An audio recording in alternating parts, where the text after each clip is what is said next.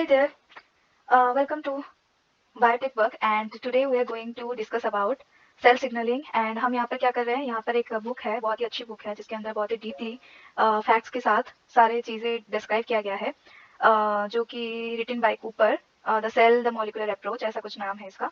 तो ये जो बुक है, यहाँ से हम ये चैप्टर सेल सिग्नलिंग आज पढ़ने वाले हैं। तो चलिए शुरू करते हैं। इसमें जो पढ़ने वाले हैं, सबसे पहले हम एक वीडियो में हम कवर करने वाले हैं this part signalling molecules and their receptors, जो कि हम आज कवर करने वाले हैं। उसके बाद हम पढ़ेंगे G protein and cyclic AMP. उसके बाद tyrosine kinases and signalling by the MAP kinase and पीआई3 काइनेज पाथवे जो है। उसके बाद receptors coupled to transcription factors पढ़ेंगे एंड लास्ट में हम पढ़ेंगे signalling dynamics and networks and वहाँ पर हम थोड़ा सा इसके बारे में भी डिस्कस करेंगे, जिसमें आता है क्या कैंसर एंड उसके अंदर जो ट्रांसडक्शन एंड रैस ऑन्कोजीन्स होते हैं उसके बारे में भी हम थोड़ा सा डिस्क्राइब करेंगे। तो सबसे पहले हम जानते हैं कि व्हाट इज सेल सिग्नलिंग। तो कोई भी अगर हम देखें मल्टी सेलुलर ऑर्गेनिज्म, तो वो क्या बहुत सारे सेल्स बने हुए हैं एंड अगर ये वाला जो सेल है, लेट्स से this is cell A and ये इसके साथ कम्युनिकेट नहीं करेगा, या फिर ये इसके साथ कम्युनिकेट नहीं करेगा, या फिर ये सेल इसके साथ कम्युनिकेट नहीं करेगा, या फिर बहुत दूर में जो एक सेल है उसके साथ ये वाला सेल कम्युनिकेट नहीं करेगा, तो फिर इनका जो फंक्शन है, जो ये पर्टिकुलरली सेल मतलब किसी एक ऑर्गन के अंदर है, तो वो अपना काम कैसे करेगा, वो अपना जो वो ऑर्गन जो होता है, मतलब जैसे कि लिवर में डिटॉक्सिफिकेशन होता है, तो अगर ये सेल एक दूसरे के साथ बात ही नहीं करेंगे, कम्युनिकेट नहीं करेंगे, एक दूसरे को सिग्नल नहीं देंगे, तो वो कैसे मतलब एक दूसरे के साथ कोऑर्डिनेट करेंगे। एंड कोई भी ऐसा प्रोसेस जो कंट्रोल एंड कोऑर्डिनेट नहीं हो पाएगा, तो उस केस में क्या होगा, उस केस में बहुत सारे डिजीजेस दिखाई देने का प्रोबेबिलिटी है एंड उनमें से एक कैंसर भी है। तो सेल के एक सेल का दूसरे सेल के साथ कम्युनिकेट करने से ही हम अपने बॉडी में बहुत सारे फंक्शन प्रॉपरली कर पाते हैं and that is very very important. तो हम ऐसे देख सकते हैं कि जो सेल सिग्नलिंग है, this is the basic of every other units we are going to cover. Like चाहे वो सेल डिवीजन हो गया, सेल प्रोलिफरेशन हो गया, सेल की ग्रोथ एंड डिफ्रेंसिएशन हो गई, या फिर सेल का जो कब वो मरेगा, सेल का डेथ कैसे होगा, सेल कब तक सर्वाइव करेगा, ये सारी चीजें जो इसका जो सिग्नल होता है वो सेल को मिलता है, मतलब थ्रू वेरियस मॉलिक्यूल्स। तो यहाँ पर ज्यादातर क्या होता है, ज्यादातर दो तरीके के मॉलिक्यूल्स प्रेजेंट रहते हैं। एक जो होता है जो सिग्नलिंग मॉलिक्यूल्स कहते हैं, जो एक मतलब क्या एक लेट्स से this cell wants to communicate with this cell, तो ये क्या करेगा, ये अपने आप से एक कोई सिग्नलिंग मॉलिक्यूल को प्रोड्यूस करेगा। मतलब लेट्स से हम इसको रेड में ड्रॉ करते हैं, ठीक है। तो ये यहाँ पर कोई सिग्नलिंग मॉलिक्यूल प्रोड्यूस कर रहा है, तो this signalling molecule needs to be transported to this cell to in order to make a communication, ठीक है। तो इनके बीच एक कोई मतलब ये कुछ मतलब जैसे हम लैंग्वेज से कम्युनिकेट करते हैं अपने कम्युनिटी के अंदर, उसी तरह ये अपने आप के अंदर कुछ मॉलिक्यूल्स होते हैं, उनके थ्रू कम्युनिकेट करते हैं। तो ये जो मॉलिक्यूल है जिसको सिग्नलिंग मॉलिक्यूल बोल रहे हैं, इसको अदरवाइज लिगैंड भी बोल सकते हैं हम, ठीक है। तो ये जो सेल कम्युनिकेट करना चाहता है वो क्या करेगा, लिगैंड प्रोड्यूस करेगा एंड वो लिगैंड को दूसरे सेल जिसके साथ जो टारगेट सेल है, जहां पर जाकर हमें अपना कुछ फंक्शन शो कराना है, लाइक इस सेल में ग्रोथ होना है, तो हम क्या करेंगे, तो ये जो टारगेट सेल है इसको क्या मतलब इसमें क्या होगा, इसमें कोई एक रिसेप्टर होगा जो इस पर्टिकुलर सिग्नल को रिसीव करेगा।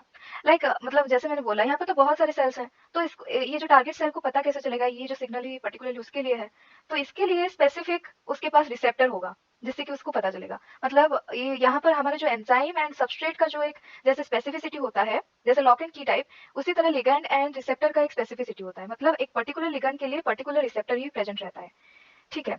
तो यहाँ पर सेल सिग्नलिंग में दो सबसे मेजर कंपोनेंट जो हम उसके बारे में पढ़ने वाले हैं वो है, एक तो लिगैंड और different type of signalling molecules and उसका रिसेप्टर्स, ठीक है। तो ये जो फर्स्ट पैराग्राफ यहाँ पर जो इंट्रोडक्शन है, तो ये इंट्रोडक्शन में भी यही सेम चीज लिखा गया है, मतलब एक छोटे से वे में इसको उन्होंने डिस्क्राइब किया है कि कैसे सेल्स अपने भीतर कम्युनिकेट करते हैं, ठीक है।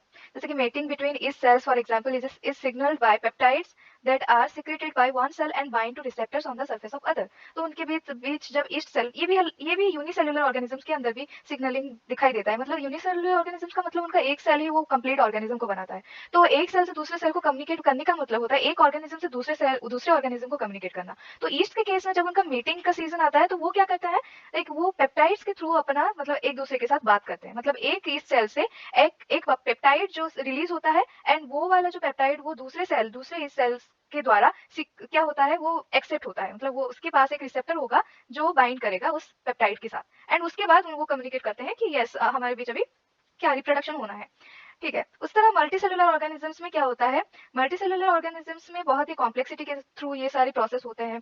तो यहाँ पर डिफरेंट टाइप्स ऑफ सेल्स होते हैं and different types of cells में different types of signalling molecules होंगे, डिफरेंट टाइप्स ऑफ रिसेप्टर्स होंगे एंड लेवल ऑफ कॉम्प्लेक्सिटी इसमें थोड़ा ज्यादा है।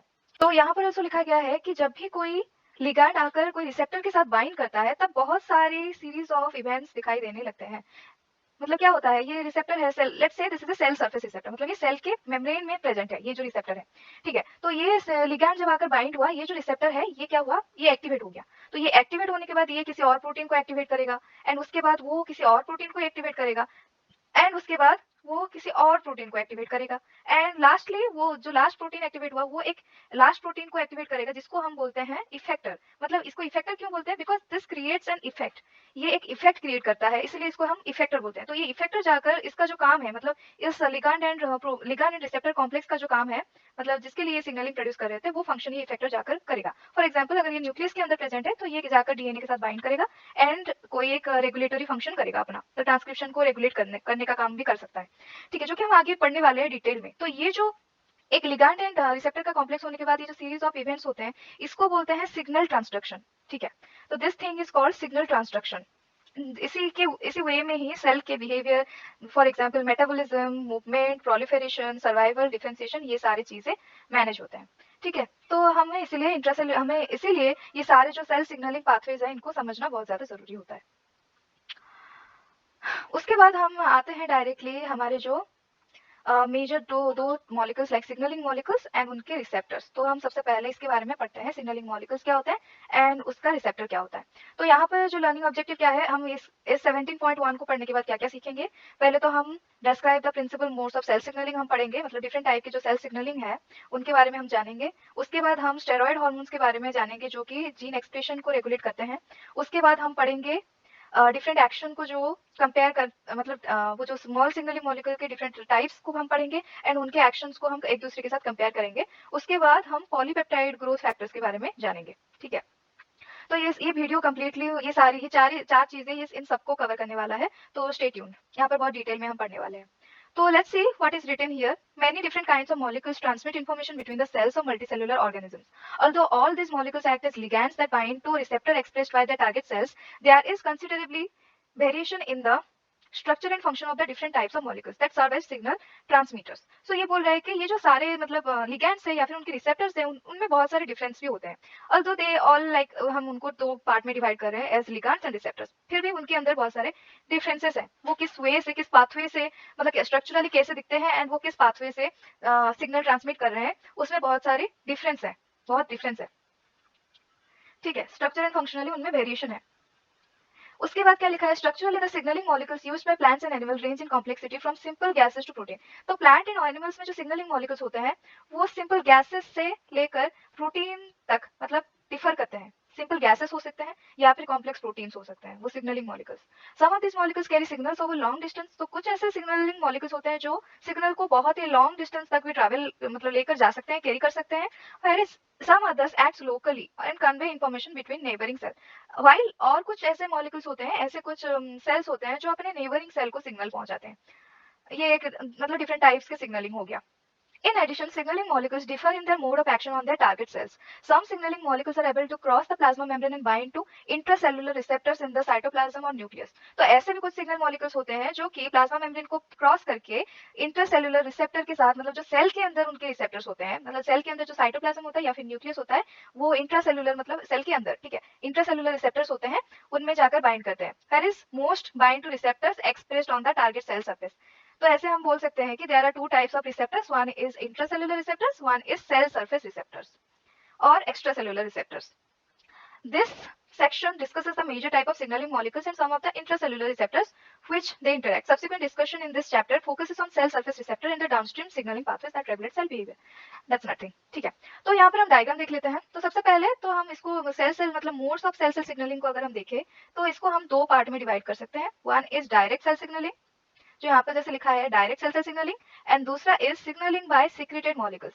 यहाँ पर लिखा है ना direct interaction of the cell with its neighbour और from the action of secreting, और मतलब ये जो second one is this one from the action of secreted signalling molecule. Secreted signalling molecule के थ्रू एक्शन दिखा सकते हैं या फिर डायरेक्टली उनके एडजेसेंट सेल के साथ वो क्या सिग्नलिंग शो कर सकते हैं। ये जो डायरेक्ट सेल सिग्नलिंग होता है वो ज्यादातर मतलब क्या, जो जो जो दो सेल पास पास में ही प्रेजेंट रहते हैं ना, उन दोनों के बीच में कैसे सिग्नलिंग होता है। मतलब इसके पास एक क्या होगा, एक लिगैंड होगा, जैसे कि यहाँ पर आप देख सकते हैं, यहाँ पर इसके पास लिगैंड है, इसके पास रिसेप्टर्स हैं, एंड ये एक दूसरे में आपस में मतलब क्या हमेशा जॉइंट रहते हैं, ठीक है। तो दिस इज डायरेक्ट सेल से signalling and this is also called as juxtacrine signalling, ठीक है। ये जो एडजेसेंट सेल्स के अंदर जो होता है इसको बोलते हैं जक्स्टाकाइन सिग्नलिंग।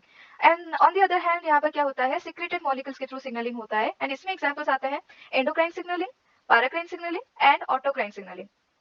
तो एंडोक्राइन में क्या होता है, ये कुछ एंडोक्राइन ग्लैंड है जो कि हार्मोन को रिलीज करते हैं, एंड ये हार्मोन ब्लड स्ट्रीम में जाता है एंड सर्कुलेटरी सिस्टम के थ्रू फ्लो होकर टारगेट सेल में जो रिसेप्टर होता है उसके साथ बाइंड करके क्या इफेक्ट दिखाता है।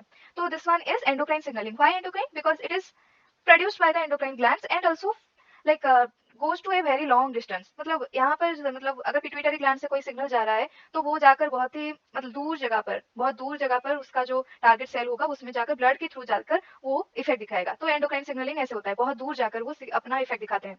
उसके बाद पैराक्राइन सिग्नलिंग किसके बीच होता है, जो पास पास में नेबर सेल्स होते हैं उनके बीच होता है, एडजेसेंट नहीं नेबर होते हैं। मतलब ऐसे आप देख सकते हैं एडजेसेंट हुआ तो वो डायरेक्ट कॉन्टैक्ट में आ जाएंगे एंड उनका जो सिग्नलिंग वो डायरेक्ट कॉन्टैक्ट वाले सिग्नलिंग में जो कि जक्स्ट्राकाइन हम बोलते हैं उसमें आ जाएगा। पैराक्राइन सिग्नलिंग में ऐसे हो सकते हैं, मतलब अगर नर्व्स है एंड दो नर्व्स के बीच कैसे सिग्नलिंग होगा, ठीक है। तो नर्व्स के बीच में भी यही पैराक्राइन थ्रू के होता है, इसको बोलते हैं हम सिनैप्स। तो ये सबसे बड़ा एग्जांपल है पैराक्राइन सिग्नलिंग का, सिनैप्स जो होता है।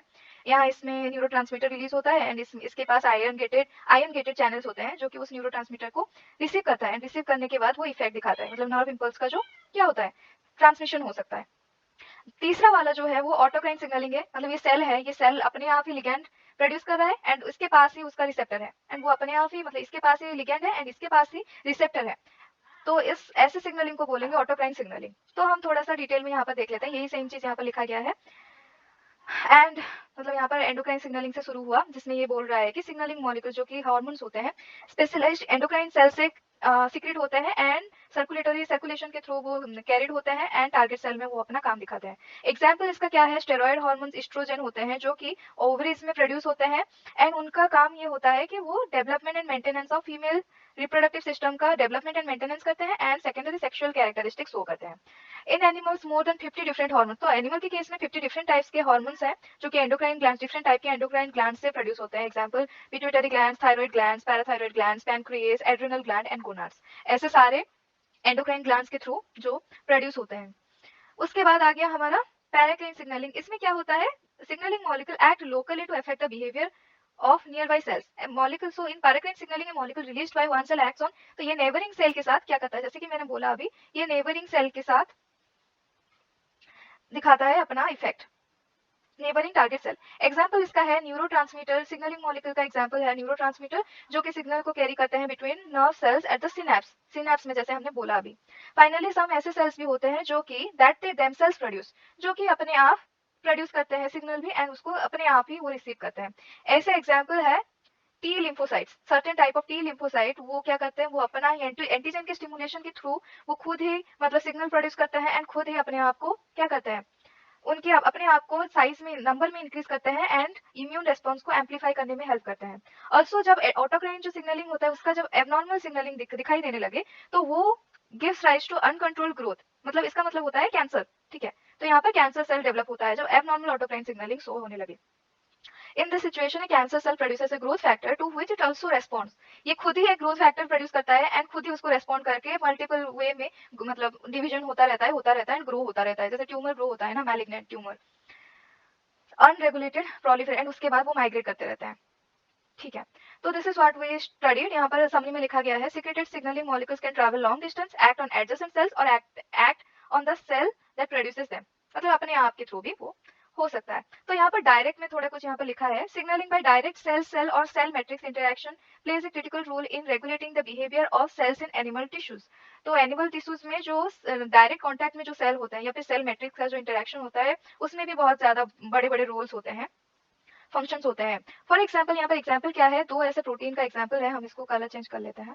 तो यहाँ पर क्या है, इंटीग्रीन एंड कैडेरिन, दो ऐसे प्रोटीन्स हैं, शायद प्रोटीन्स है। तो ये इंटीग्रीन एंड कैडेरिन जो है ये क्या करते हैं, function not only as cell adhesion molecules, ये बस सेल को मतलब दो सेल को एक दूसरे के साथ चिपक के रहने में सिर्फ हेल्प नहीं करती, वो they are also helping them as signalling molecules and वो क्या करते हैं that regulate cell proliferation and survival in response to cell and cell matrix contacts. तो सेल का प्रोलिफरेशन एंड सर्वाइवल को मतलब सेल मतलब adjacent cell and cell matrix के अंदर उसको वो सिग्नल देता है, उसको रेगुलेट करने के लिए सेल प्रोलिफरेशन एंड सर्वाइवल को। उसके अलावा cell express variety of cell surface receptors that interact with signalling molecule on the surface of neighbouring cells. Signaling via such direct cell-cell interaction play a critical role in regulating the many interaction between different types of cells that takes place during. अच्छा, तो embryonic development के time भी ये उसको regulate करता है cell cell interaction को, and also adult tissue में. तो this is all about what. तो मतलब ये तो क्या हुआ, ये हुआ हमारा basic introduction into cell signalling, जिसमें हमने पढ़ा कि सेल सिग्नलिंग क्या होता है. एंड उनके सेल सिग्नलिंग में दो जो मेजर मॉलिक्यूल्स होते हैं, जैसे कि हमारे सिग्नलिंग मॉलिक्यूल्स और लिगेंड्स होते हैं, एंड उनके रिसेप्टर्स होते हैं. एंड उसके बाद हमने पढ़ा different modes of cell cell signalling, जिसके अंदर आया direct cell cell signalling and indirect और सिग्नलिंग बाय सीक्रेटेड मॉलिक्यूल्स, जिसमें हमने पढ़ा 4 मेजर टाइप के सेल सेल सिग्नलिंग के बारे में. पहला वाला आता है जक्स्टाकाइन, जो कि एडजेसेंट सेल्स के अंदर होता है. दूसरा वाला आता है एंडोक्राइन सिग्नलिंग, जो कि एंडोक्राइन सेल से सिग्नल प्रोड्यूस होता है, ब्लड में फ्लो होता है, एंड टारगेट सेल में दूर वाले टारगेट सेल में जाकर सिग्नलिंग शो होता है. उसके बाद पैराक्राइन सिग्नलिंग, जो कि नेबरिंग सेल के अंदर होता है, मतलब क्लोज प्रॉक्सिमिटी के अंदर जो सेल्स होते हैं, फॉर एग्जाम्पल सिनाप्स जैसे होते हैं, वैसे वहां पर जब दिखाई देता है नियर बाय सेल्स के अंदर, उसको पैराक्राइन बोलते हैं. ऑटोक्राइन जो खुद ही लिगैंड प्रोड्यूस करता है, खुद ही उसको रिसीव करता है. वैसे वाले सिग्नलिंग के बारे में हमने जाना एंड उसके एग्जाम्पल्स के बारे में जाना. एंड उसके बाद हम पढ़ेंगे steroid hormones and the nuclear receptor super family.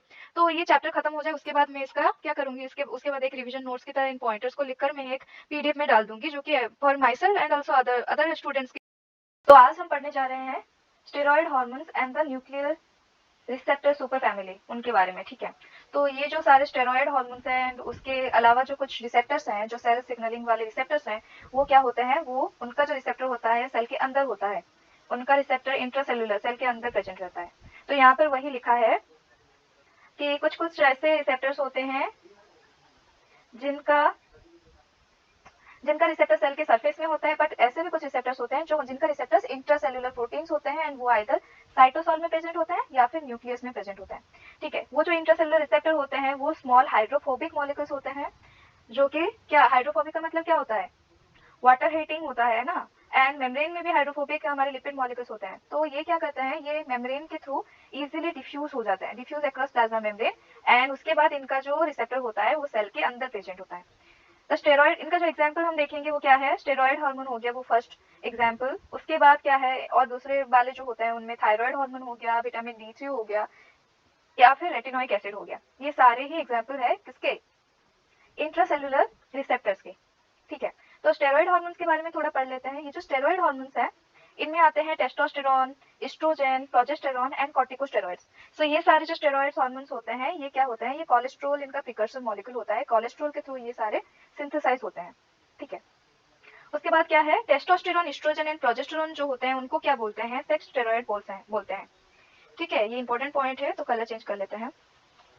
Testosterone, oestrogen and progesterone जो है इनको क्या बोलते हैं, सेक्स स्टेरॉइड्स बोलते हैं. वो कहाँ से प्रोड्यूस होते हैं, वो गोनाड्स के थ्रू प्रोड्यूस होते हैं. उसके बाद क्या होता है, कॉर्टिकोस्टेरॉइड जो होते हैं, जैसे कि उसका एग्जांपल है ग्लूकोकॉर्टिकॉइड्स, वो एड्रिनल ग्लैंड्स के थ्रू प्रोड्यूस होते हैं. तो हम इसका मतलब अगर हम रिवीजन के लिए इसको यूज कर रहे हैं, तो वो हमारा जो क्या है, स्टेरॉइड हार्मोन्स है, उनका जो न्यूक्लियर रिसेप्टर सुपर फैमिली है, उसके अंदर क्या आता है, उसके अंदर आता है इंट्रासेलुलर रिसेप्टर्स, जिनके रिसेप्टर सेल के अंदर आइदर क्या होंगे, आइदर साइटोसोल में या फिर न्यूक्लियस में होंगे. पर ऐसे यहाँ पर न्यूक्लियर रिसेप्टर लिखा है, तो मैं एज्यूम कर रही हूँ कि ये सारे जो स्टेरॉइड हार्मोन्स हैं, थायराइड हार्मोन है, विटामिन D3 है एंड रेटिनोइक एसिड है, ये सारे न्यूक्लियस के अंदर इनके रिसेप्टर्स प्रेजेंट होंगे. ठीक है, तो हमारे जो सबसे पहले स्टेरॉइड हार्मोन्स है, उनके अंदर क्या क्या आता है, उनके अंदर आता है testosterone, oestrogen, progesterone and corticosteroids. तो ये जो इनमें से जो टेस्टोस्टेरोन, एस्ट्रोजन एंड प्रोजेस्टेरोन है, इनको बोलेंगे क्या, इनको बोलेंगे सेक्स स्टेरॉइड्स. एंड उसके बाद, एंड ये कहाँ से प्रोड्यूस होते हैं, ये गोनाड से प्रोड्यूस होते हैं. एंड जो कॉर्टिकोस्टेरॉइड्स होते हैं उनमें आता है ग्लूकोकॉर्टिकॉइड्स, एंड वो कहाँ से प्रोड्यूस होता है, एड्रिनल ग्लैंड्स के थ्रू प्रोड्यूस होता है. ठीक है, तो ये सब प्रोड्यूस कहाँ से होता है, ये कोलेस्ट्रॉल इनका प्रिकर्सर होता है, मतलब कोलेस्ट्रॉल जो मॉलिक्यूल होता है उससे ये सिंथेसाइज होता है, ये सारे जो स्टेरॉइड हार्मोन्स है. ठीक है, तो ये एड्रिनल ग्लैंड्स के थ्रू कॉर्टिकोस्टेरॉइड्स प्रोड्यूस होते हैं. ठीक है, तो they act on variety of cells to stimulate अच्छा, तो ये जो ग्लूकोकॉर्टिकॉइड्स है, इनका क्या काम है, ये वैरायटी टाइप के सेल्स के ऊपर एक्ट करते हैं एंड ग्लूकोज की प्रोडक्शन में हेल्प करते हैं. This is the function of glucocorticoids. तो here we can see the क्या structure of different types of steroid hormones, thyroid hormone, सारे सारे ये जो इंट्रासेलुलर रिसेप्टर्स हैं उनके यहाँ पर हम देख सकते हैं.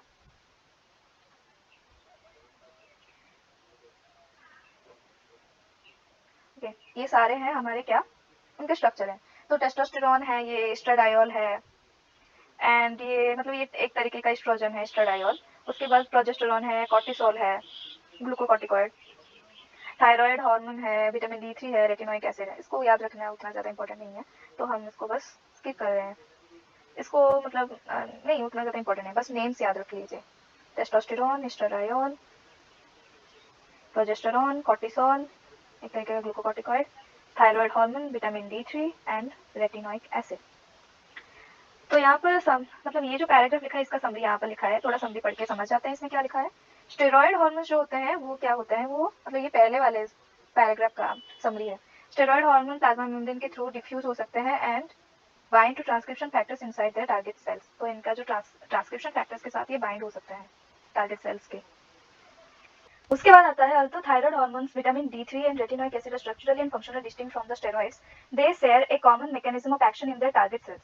सो ये जो पैराग्राफ है यहाँ पे ये क्या बोल रहा है, ये बोल रहा है कि स्टेरॉइड से thyroid hormone and vitamin D3 structurally different, but उनका जो मैकेनिज्म है वो कॉमन है। They have the common mechanism, ठीक है ना। So they have a common mechanism. Next, thyroid hormone is synthesised from tyrosine in the thyroid gland. So thyroid gland में tyrosine के थ्रू थायराइड हार्मोन सिंथेसाइज होता है। It plays an important role in development and regulation of metabolism.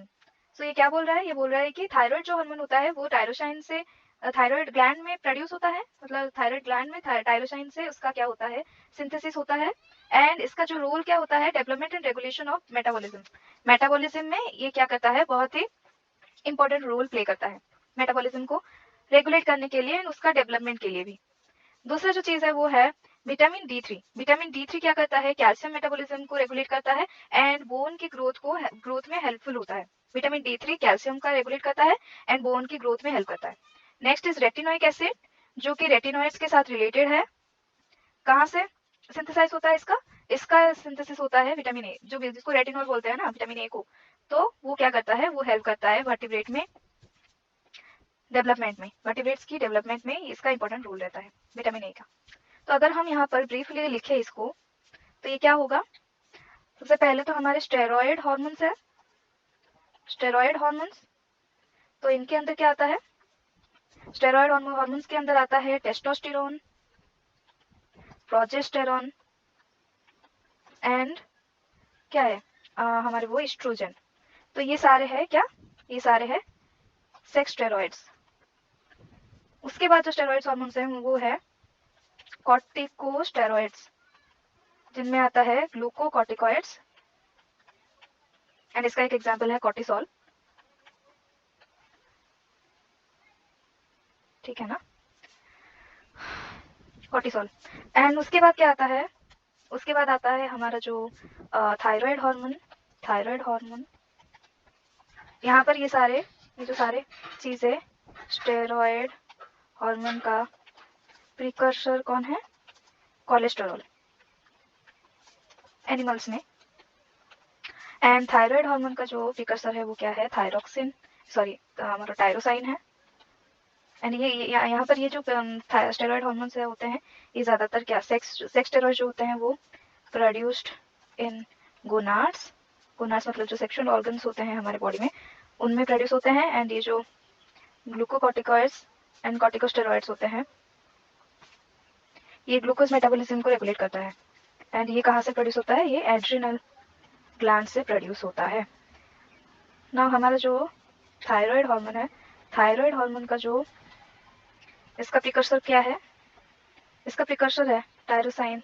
Thyroid hormone का precursor कौन है, precursor है टायरोसाइन और ये कहाँ पर होता है, produces in thyroid gland, thyroid gland. And उसके बाद आता है हमारा विटामिन D3 जिसका प्रिकर्सर कौन है, विटामिन D3 इसका प्रिकर्सर क्या होगा, ये तो विटामिन है। तो ये क्या करता है, कैल्शियम मेटाबॉलिज्म को रेगुलेशन में हेल्प करता है एंड बोन ग्रोथ में हेल्प करता है। उसके बाद जो होता है रेटिनोइक एसिड। तो रेटिनोइक एसिड का क्या काम होता है, रेटिनोइक एसिड विटामिन ए, इसका प्रिकॉर्सर जो है वो है विटामिन ए, जिसको क्या बोलते हैं, रेटिनॉल बोलते हैं। एंड ये क्या करता है, वर्टिब्रेट्स के डेवलपमेंट्स में हेल्पफुल रहता है। तो हमारे जो सेक्सुअल ये हार्मोन्स हैं, सेक्स स्टेरॉइड्स, ये सारे सेकेंडरी सेक्सुअल नहीं वो जो एस्ट्रोजन सेकेंडरी सेक्सुअल कैरेक्टर्स के लिए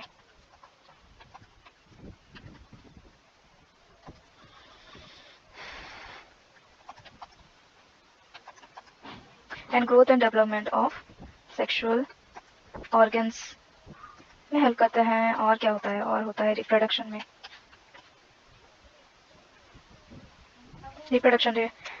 में काम में आते हैं। And उसके बाद ये जो ग्लूकोकॉर्टिकॉइड होता है, इसका क्या काम होता है, this regulates glucose metabolism. And इनका प्रिकर्सर होता है कोलेस्ट्रॉल, ये सारे जो है। एंड थायराइड हार्मोन का प्रिकर्सर क्या होता है,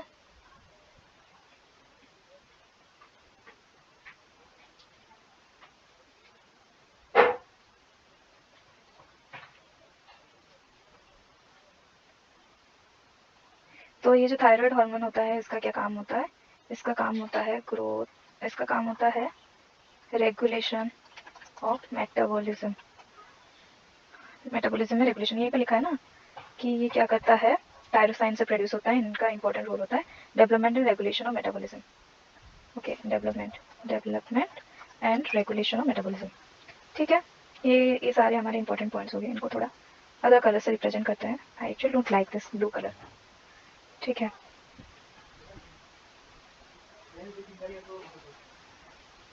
okay, so now this is an important point, you can just take a screenshot of this जो मैंने अभी लिखा। This is kind of a क्या पॉइंटर्स हो गए।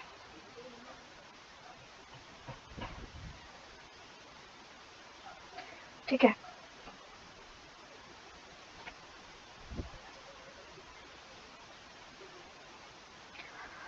ओके, सो उसके बाद क्या है, because of their hydrophobic characters the steroid hormones are able to enter cells by diffusing across the, उनका हाइड्रोफोबिक कैरेक्टर है जिसकी वजह से ये स्टेरॉइड हार्मोन्स प्लाज्मा मेम्ब्रेन के थ्रू इजीली डिफ्यूज कर सकते हैं। ठीक है, the passage of thyroid hormones across the plasma membrane is facilitated by carrier proteins. So यहाँ पर क्या होता है, यहाँ पर कैरियर प्रोटीन्स होते हैं जो कि थायराइड हार्मोन को पास करने में हेल्प करता है। स्टेरॉइड तो डिफ्यूज हो जाता है इजीली, यहाँ पर यही लिखा है कि स्टेरॉइड हार्मोन जो होते हैं वो डिफ्यूज हो जाते हैं प्लाज्मा मेम्ब्रेन के थ्रू। थायराइड हार्मोन जो होते हैं वो कैरियर प्रोटीन, इसको थोड़ा अलग अलग कलर में रिप्रेजेंट करते हैं फॉर बेटर रिकॉग्निशन। ठीक है, तो हमारा जो स्टेरॉइड हार्मोन्स है उनका क्या होता है, ये डिफ्यूजन, सिंपल डिफ्यूजन के थ्रू प्लाज्मा मेम्ब्रेन के थ्रू जो ट्रांसपोर्ट होते हैं। थायराइड हार्मोन जो होते हैं, थायराइड हार्मोन्स, उनका क्या होता है, कैरियर प्रोटीन के थ्रू उनका वो होता है, ट्रांसफर होता है कैरियर प्रोटीन्स के थ्रू। तो उसके बाद जब वो सेल्स के अंदर घुस जाते हैं, उसके बाद steroids and thyroid hormones, once inside the cell the steroids, thyroid hormone and vitamin D3 and retinoic acid all bind to intracellular receptor। Membrane के अंदर घुसने के बाद वो सेल में पहुंच जाते हैं। सेल में क्या होता है, उनका इंट्रासेल्युलर रिसेप्टर होता है। all bind to their intracellular receptors that are expressed by the hormonally responsive target cells. These receptors which are member of a family of protein known as nuclear receptor superfamily। तो इन receptors को क्या बोलते हैं, इन receptors को बोलते हैं nuclear receptor super family. ये एक फैमिली ऑफ प्रोटीन्स होते हैं, तो इनको कंबाइनली क्या बोला जाता है, न्यूक्लियर रिसेप्टर सुपर फैमिली बोला जाता है। इसको थोड़ा हाईलाइट कर देते हैं हम। ठीक है, nuclear receptor super family and are transcription factors. ठीक है, are transcription factors that contain related domains for ligand binding, DNA binding and transcriptional activators. So ये जो न्यूक्लियर रिसेप्टर सुपर फैमिलीज होते हैं, they are, these receptors are transcription factors, these are actually what, these are transcription factors जिनमें क्या होता है, that contain related domains for ligand binding, ligand की binding के लिए उनमें क्या होता है, related domains होते हैं। ये जो न्यूक्लियर रिसेप्टर सुपर फैमिली होता है वो ट्रांसक्रिप्शन फैक्टर्स होते हैं एंड उनमें डोमेन एक स्पेसिफिक डोमेन होता है लिगैंड की बाइंडिंग के लिए, हम अभी इमेज में देखेंगे। उसके बाद डीएनए बाइंडिंग के लिए भी, मतलब ये डीएनए बाइंडिंग के लिए भी होता है उसके पास लिगैंड, एंड ट्रांसक्रिप्शनल एक्टिवेशन के लिए भी उनके पास कुछ डोमेन्स होते हैं। उनके पास डोमेन होते हैं किस किस चीज के लिए, लिगैंड बाइंडिंग के लिए होते हैं, डीएनए बाइंडिंग के लिए होते हैं एंड ट्रांसक्रिप्शनल एक्टिवेशन के लिए भी होता है। ठीक है, न्यूक्लियर रिसेप्टर सुपर फैमिली में इनकी खासियत यही है। उसके बाद ligand binding regulates their function as activators और repressor of their target genes. So the steroid hormones and related molecules directly regulate gene expression. So ये जो क्या होता है, स्टेरॉयड हार्मोन्स होते हैं या फिर इनके जो रिलेटेड मॉलिक्यूल्स हैं, थायराइड हार्मोन हो गया, विटामिन D3 हो गई, या फिर ये जो रेटिनोइक एसिड हो गया, इन सब का क्या होता है, ये एक्ट करते हैं एक्टिवेटर या repressor for the targeted genes. Targeted genes के एक्टिवेशन एंड रिप्रेशन में ये हेल्प करते हैं। ठीक है, तो इनका ये डायरेक्टली क्या करते हैं, जीन रेगुलेशन को, जीन की एक्सप्रेशन को रेगुलेट करते हैं। ठीक है, रुक जाओ।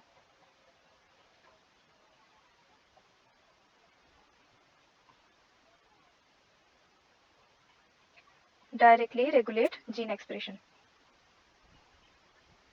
उसके बाद आता है ligand binding has distinct effects of different receptors. Some members of the nuclear receptor superfamily are inactive in the absence of hormone. So hormone के एब्सेंस में ये जो न्यूक्लियर फैमिली क्या होता है, न्यूक्लियर रिसेप्टर सुपरफैमिली के जो मेंबर्स होते हैं वो हार्मोन के एब्सेंस में इनएक्टिव रहते हैं।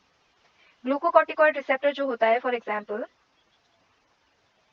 जो ग्लूकोकॉर्टिकॉइड रिसेप्टर होता है वो क्या होता है, इज बाइंड टू HSP19, जो हमारे हीट सॉक प्रोटीन्स होते हैं ना, HSPs। तो ये क्या ग्लूकोकॉर्टिकॉइड्स बाइंड होते हैं HSP19 के साथ, एंड ये क्या करते हैं, this are chaperones in the absence of chaperones. वो प्रोटीन्स होते हैं ना जो कि डीएनए के क्या, डीएनए के ट्रांसपोर्ट में हेल्प करते हैं। मतलब ये क्या करते हैं, उनको अनबाइंडेड अनबॉन्डेड स्टेट में रखने में हेल्प करते हैं, उनका रॉन्गली मतलब हाइड्रोफोबिक इंटरेक्शन से रॉन्गली मतलब उनका स्ट्रक्चर फॉर्मेशन ना हो, एंड उनका क्या होता है एग्रीगेशन ना हो, इसको वो प्रिवेंट करते हैं, जो चैपर वन प्रोटीन्स होते हैं। तो ये HSP90 जो होता है वो ग्लूकोकॉर्टिकॉइड रिसेप्टर के साथ बाइंड करता है in the absence of hormone. तो हार्मोन के एब्सेंस के time glucocorticoid receptor HSP19 chaperones के साथ बाउंड होते हैं। Glucocorticoid binding includes a conformational change in the receptor displacing HSP90। तो ग्लूकोकॉर्टिकॉइड जब इसके रिसेप्टर में जाकर बाइंड कर जाता है तो इसके अंदर कन्फर्मेशनल चेंज होता है, एंड वो क्या करता है HSP90 को रिलीज कर देता है, एंड उसका क्या होता है, leading to the formation of receptor dimers that bind to regulatory DNA sequences. उसके बाद रिसेप्टर डाइमर्स फॉर्म होते हैं एंड वो रेगुलेटरी डीएनए सीक्वेंस के साथ बाइंड करते हैं। ये है इमेज। सो ये image can be helpful for understanding. इसको आप एक स्क्रीनशॉट की तरह रख सकते हैं। मैं इसको थोड़ा अच्छे से समझा देती हूँ। ये हमारा जो प्लाज्मा मेम्ब्रेन है, as you can see, and यहाँ पर क्या है, यहाँ पर ग्लूकोकॉर्टिकॉइड्स हार्मोन है। जब ग्लूकोकॉर्टिकॉइड प्रेजेंट नहीं है हमारे प्लाज्मा में, मतलब हमारे सेल में, तब क्या होता है, तब यहाँ पर साइटोसॉल में ये इनएक्टिवेटेड ग्लूकोकॉर्टिकॉइड रिसेप्टर होता है। ये इनएक्टिवेटेड ग्लूकोकॉर्टिकॉइड रिसेप्टर तब HSP90 के साथ बाइंड होता है, एंड जब ग्लूकोकॉर्टिकॉइड एंटर कर जाए प्लाज्मा मेम्ब्रेन में तब क्या होता है, इस इनएक्टिवेटेड ग्लूकोकॉर्टिकॉइड रिसेप्टर में कन्फर्मेशनल चेंज होता है। जैसे कि you can see this part is now like, ये पार्ट अभी नीचे की तरफ, जैसे कि हम क्या मतलब ऐसा होता है ना, कुछ कुछ ऐसे मॉडल्स होते हैं जिसके कुछ पार्ट को ऐसे मतलब पुराने वाले जो घर होते हैं वहां पर कुछ ऐसे सिग्नल दो तो उनका लेट्स से क्या एक पंछी होता है जिसका जिसके जो पंख होते हैं वो फैला हुआ होता है, वो सिग्नल दो तो वो क्या होता है, उनका पंख मतलब आपस में जुड़ जाते हैं या फिर नीचे चले जाते हैं, वो जो खुलजा सिमसिम की तरह वो कमरा खुल जाता है। ठीक है ना, ये उसी तरह की इनका कन्फर्मेशनल चेंज होता है, एंड चेंज होने के बाद ये जो हमारे रिसेप्टर्स में ये ग्लूकोकॉर्टिकॉइड्स बाइंड हो जाते हैं एंड रिसेप्टर डाइमर्स फॉर्म करते हैं। This is receptor dimers if you have not understood it yet. मुझे भी अच्छे से समझ नहीं आया ये रिसेप्टर डाइमर क्या है, हम इसको अच्छे से समझने की कोशिश करेंगे। एंड ये रिसेप्टर डाइमर फॉर्मेशन होने के बाद ये क्या है, ये अंदर चला जाता है न्यूक्लियस के अंदर, एंड न्यूक्लियस के अंदर जाने के बाद ये क्या करता है, ये डीएनए के साथ रेगुलेटरी डीएनए सीक्वेंस के साथ बाइंड कर जाता है। इन दोनों को एक्टिवेट मतलब इन दोनों के साथ एक और चीज यहाँ पर बाइंड हो रहा है, HFT करके कुछ प्रोटीन है शायद जिसको को एक्टिवेटर बोलते हैं। तो ये इनके साथ बाइंड होता है एंड ये रेगुलेट करते हैं, हमारे जो ट्रांसक्रिप्शन होता है उसको रेगुलेट करते हैं रेगुलेटरी डीएनए सीक्वेंस में बाइंड करके। सो यहाँ पर क्या लिखा है, ग्लूकोकॉर्टिकॉइड का एक्शन लिखा है, मतलब ये जो डायग्राम दिया गया है इसको यहाँ पर समझाने की कोशिश किया गया है।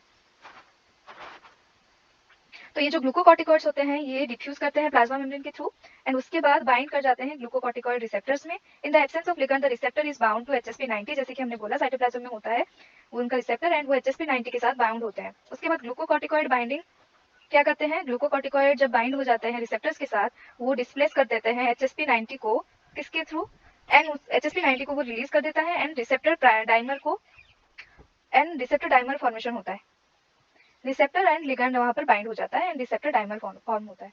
द एक्टिवेशन एक्टिवेटेड रिसेप्टर, उसके बाद ये रिसेप्टर एक्टिवेट हो गया रिसेप्टर डाइमर फॉर्म होने के बाद, उसके बाद वो क्या होता है, वो that is translocated to the nucleus translocate to the nucleus and उसके बाद डीएनए के साथ बाइंड होता है एंड एसोसिएट होता है किसके साथ, को एक्टिवेटर्स के साथ, जैसे कि यहाँ पर क्या है HAT हिस्टोन असाइल ट्रांसफरेज। यहाँ पर एक को एक्टिवेटर है जिसका नाम है हिस्टोन असाइल ट्रांसफरेज। इसके साथ ये रिसेप्टर एंड लिगैंड का जो कॉम्प्लेक्स है ये बाइंड करता है एंड बाइंड करने के बाद वो क्या करते हैं, ट्रांसक्रिप्शन के ऊपर इनका जो एक्शन होता है उसको स्टिमुलेट करते हैं टारगेट जीन्स में।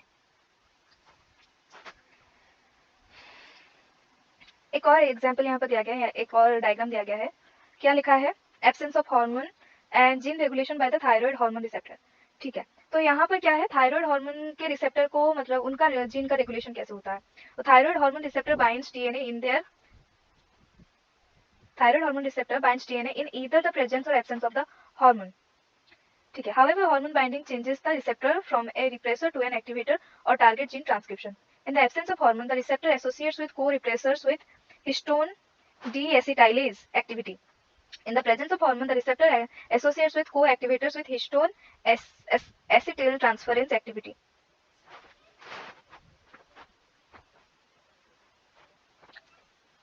तो ये जो चीज है इसको हम देखते हैं, यहाँ पर नीचे भी लिखा होगा, इसको थोड़ा अच्छे से समझने की कोशिश करते हैं। यहाँ पर कुछ अच्छे से मतलब समझ नहीं आया। थायराइड हार्मोन के रिसेप्टर में जीन का रेगुलेशन कैसे होता है, थायराइड हार्मोन रिसेप्टर के थ्रू जीन का रेगुलेशन कैसे होता है, ना कि उसमें। थायराइड हार्मोन रिसेप्टर क्या होते हैं, ये थायराइड हार्मोन के जो रिसेप्टर्स होते हैं ये बाइंड करते हैं डीएनए के साथ इन आइदर प्रेजेंस और एब्सेंस ऑफ द हार्मोन, चाहे हार्मोन प्रेजेंट हो या फिर एब्सेंट हो, ये बाइंड कर जाते हैं डीएनए के साथ। ठीक है, this binds to DNA. However hormone binding changes क्या होता है, हार्मोन बाइंडिंग के बाद क्या होता है, रिसेप्टर चेंज हो जाते हैं। हार्मोन बाइंडिंग होने के बाद मतलब ये let's say this is the receptor and यहाँ पर हार्मोन आकर बाइंड कर गया, बाइंड करने के बाद ये क्या ये चेंज हो गया, hormone binding receptor from a repressor to an activator. तो ये हार्मोन बाइंड होने के बाद दिस बिकम्स एन एक्टिवेटर। ठीक है, एक्टिवेटर।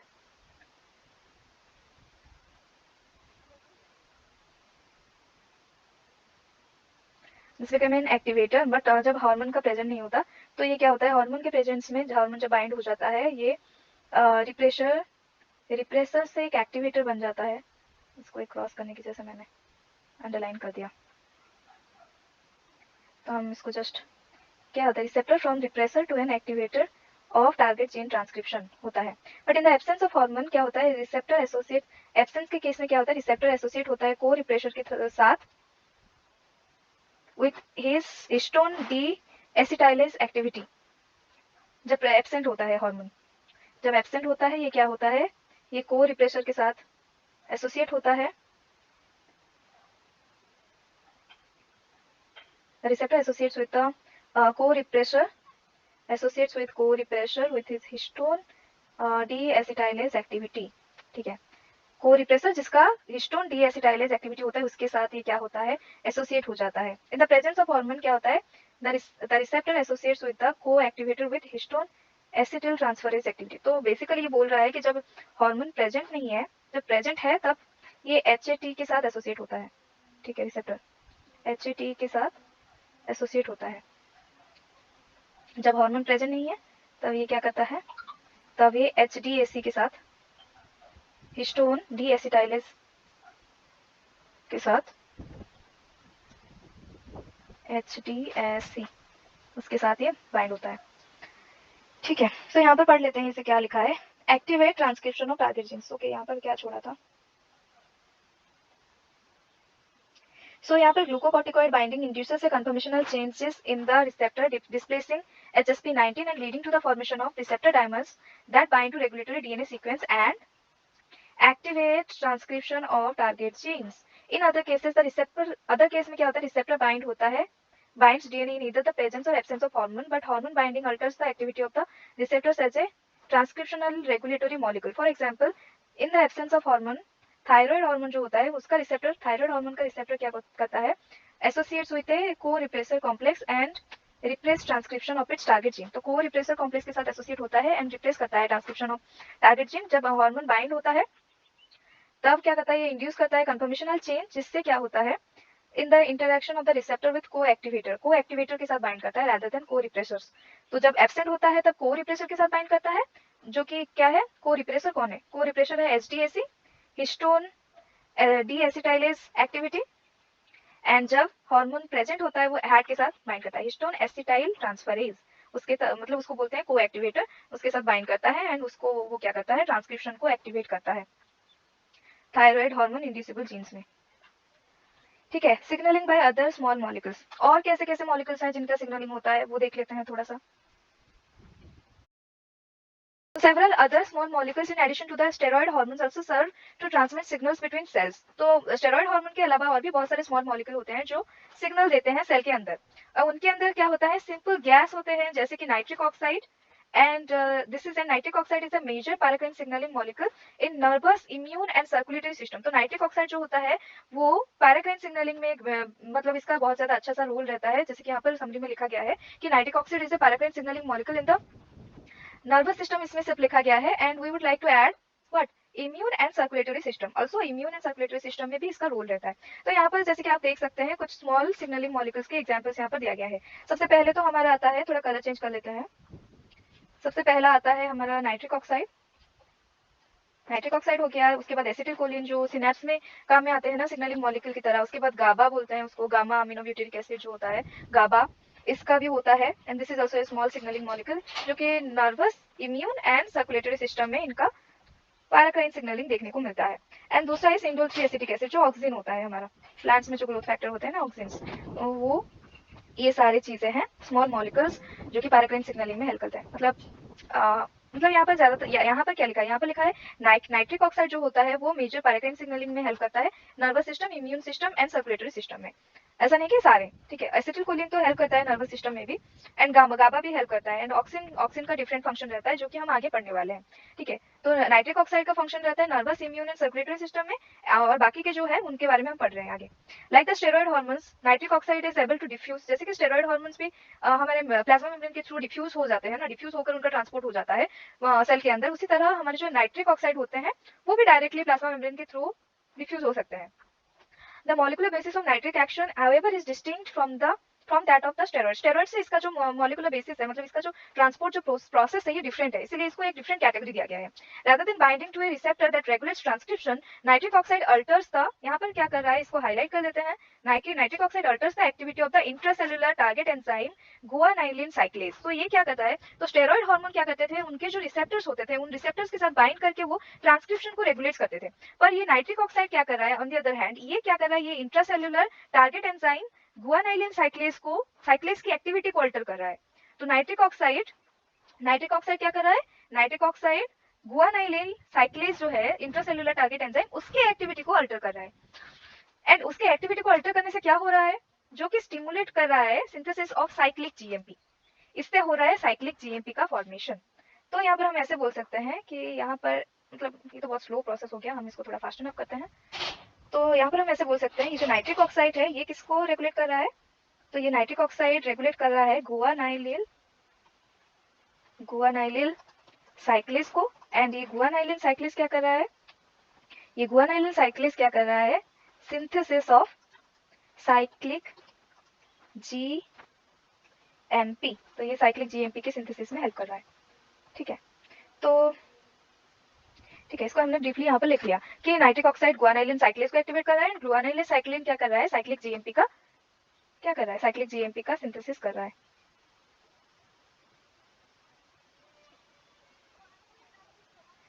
ठीक है, तो उसके बाद क्या है, inside the cell a well characterised example of nitric oxide action is signalling the dilation of blood vessels. तो नाइट्रिक ऑक्साइड आल्सो क्या करता है, डायलेशन ऑफ ब्लड वेसल्स में भी हेल्प करता है सिग्नलिंग देकर। The first step in the process is the release of neurotransmitter such as acetylcholine. तो फर्स्ट स्टेप यहाँ पर क्या होता है, यहाँ पर नंबरिंग कर देते हैं। तो फर्स्ट स्टेप यहाँ पर क्या होता है, फर्स्ट स्टेप ये होता है कि यहाँ पर द फर्स्ट स्टेप है, the first step is the release of neurotransmitters such as acetylcholine from the termini of nerve cell in the blood vessel wall. So this is the first step. उसके बाद क्या हो रहा है, उसके बाद these neurotransmitters act on endothelial cell to stimulate nitric oxide synthesis. Okay. तो सबसे पहले क्या हो रहा है, सबसे पहले ये जो न्यूरोट्रांसमीटर एसिटिलकोलिन को रिलीज कर रहा है, एंड उसके बाद क्या होता है, नर्व सेल के जो टर्मिनेटेड पॉइंट्स में क्या होता है, ब्लड वेसल्स के वॉल्स में जो नर्व सेल्स हैं उनके टर्मिनी में क्या होता है, उनमें ही नर्व सेल्स के मतलब ब्लड वेसल्स के एंड में जो होते हैं नर्व सेल्स, उनमें उनमें ये एसिटिलकोलिन को रिलीज करने में हेल्प करता है एंड ब्लड वेसल का डायलेशन होता है। उसके बाद क्या होता है द न्यूरो अच्छा, तो सबसे पहले यहाँ पर क्या हुआ, सबसे पहले क्या हुआ, यहाँ पर एसिटिलकोलिन का रिलीज होता है ब्लड वेसल्स वॉल में जो नर्व सेल्स है उनमें से। उसके बाद ये जो न्यूरोट्रांसमीटर एसिटिलकोलिन रिलीज होता है वो क्या करता है, एंडोथेलियल सेल्स के ऊपर एक्ट करते हैं एंड एंडोथेलियल सेल्स के ऊपर एक्ट करने के बाद वो नाइट्रिक ऑक्साइड के सिंथेसिस में हेल्प करते हैं। ठीक है, तो nitric oxide then diffuses to neighbouring smooth muscle cells where it activates guanylyl cyclase. उसके बाद क्या होता है, सबसे पहले क्या हुआ, सबसे पहले ये जो न्यूरोट्रांसमीटर रिलीज हुआ एसिटिलकोलिन नर्व सेल से, and nerve cells blood vessel में जो नर्व सेल्स होते हैं उसमें से एसिटिलकोलिन रिलीज हुआ। एसिटिलकोलिन ने एक्ट किया एंडोथेलियल सेल्स के ऊपर एंड उसको स्टिमुलेट किया नाइट्रिक ऑक्साइड के सिंथेसिस में। एंड नाइट्रिक ऑक्साइड का सिंथेसिस होने के बाद वो क्या हुआ, नाइट्रिक ऑक्साइड देन डिफ्यूज होता है नेबरिंग स्मूथ मसल सेल्स में एंड वहां पर वो क्या करते हैं, गुआनाइलिन साइक्लेज को एक्टिवेट करते हैं। एंड गुआनाइलिन साइक्लेज एक्टिवेट हो गया वंस, वो क्या करता है, सिंथेसिस ऑफ साइक्लिक जीएमपी, वो साइक्लिक जीएमपी को सिंथेसिस करता है, which induces muscle cell relaxation and blood vessel dilation। तो इनका फंक्शन क्या होता है muscle cell relaxation and blood vessels की डायलेशन। तो साइक्लिक जीएमपी क्यों फॉर्मेशन होता है, तो साइक्लिक जीएमपी फॉर्मेशन होने के पीछे इसका काम होता है मसल सेल को रिलैक्स करना एंड ब्लड वेसल को डायलेट करना। एंड उसमें हेल्प कौन करता है, नाइट्रिक ऑक्साइड हेल्प करता है। तो उसमें सबसे पहला होता है एसिटिलकोलिन को रिलीज करना, एसिटिलकोलिन फिर न्यूरोट्रांसमीटर एसिटिलकोलिन फिर एंडोथेलियल सेल को के ऊपर काम करता है एंड एनओ की सिंथेसिस होती है। उसके बाद एनओ डिफ्यूज होता है स्मूथ मसल सेल्स में, उसके नेबरिंग स्मूथ मसल सेल्स में एंड उसमें गुआनाइलिन साइक्लेज को वो एक्टिवेट करता है एंड क्या होता है, साइक्लिक जीएमपी का सिंथेसिस होता है जो कि muscle cell relaxation and blood vessel dilation में हेल्प करता है। उसके बाद NO for example is responsible for signalling the dilation of blood vessel that lead to penile अच्छा, तो फिर ये NO आल्सो हेल्प करता है पेनाइल इरेक्शन में, मसल का जो डायलेशन की वजह से जो हमारा जो रिप्रोडक्टिव ऑर्गन होता है ना उसका इरेक्शन में भी ये हेल्प करता है।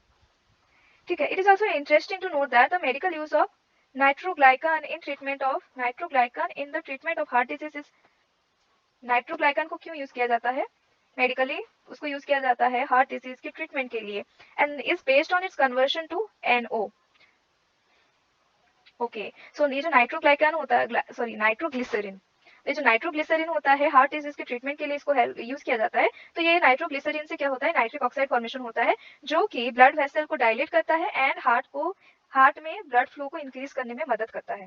ठीक है, this could be an important point, so यहाँ पर लिख देते हैं क्या होता है हमारा नाइट्रोग्लिसरीन जो होता है फॉर द ट्रीटमेंट ऑफ क्या, for the treatment of heart diseases works on the basis of conversion into nitric oxide which helps in the dilation of blood vessels and increased blood flow to the heart।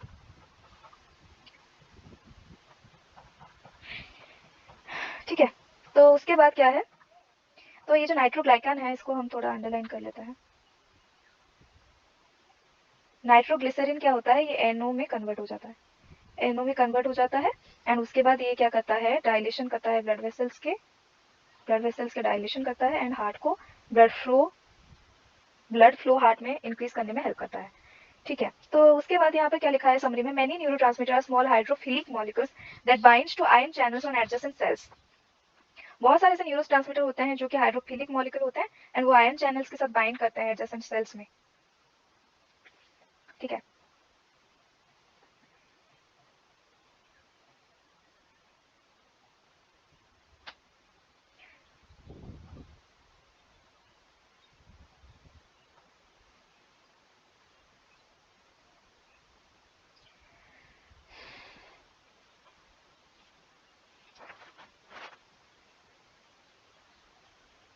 तो यहाँ पर क्या है, plant hormone such as auxins are small molecules.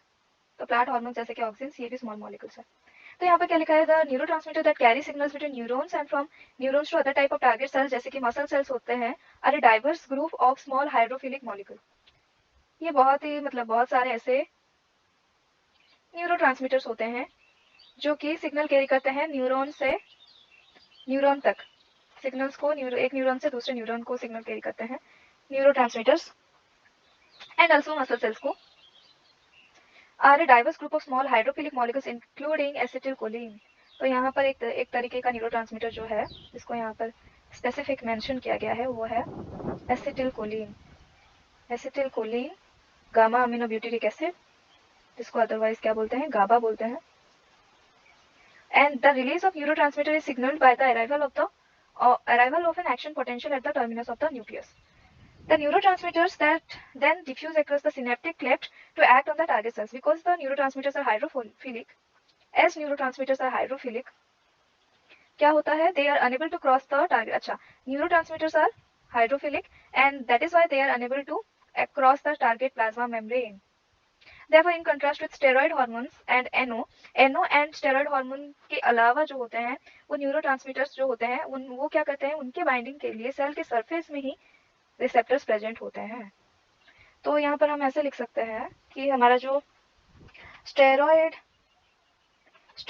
Hormones and NO हो गया, तो steroid hormones के अलावा जो है क्या है, thyroid hormones, vitamin D3, retinoic acid and NO, इन सब का जो रिसेप्टर होता है वो सेल के अंदर होता है।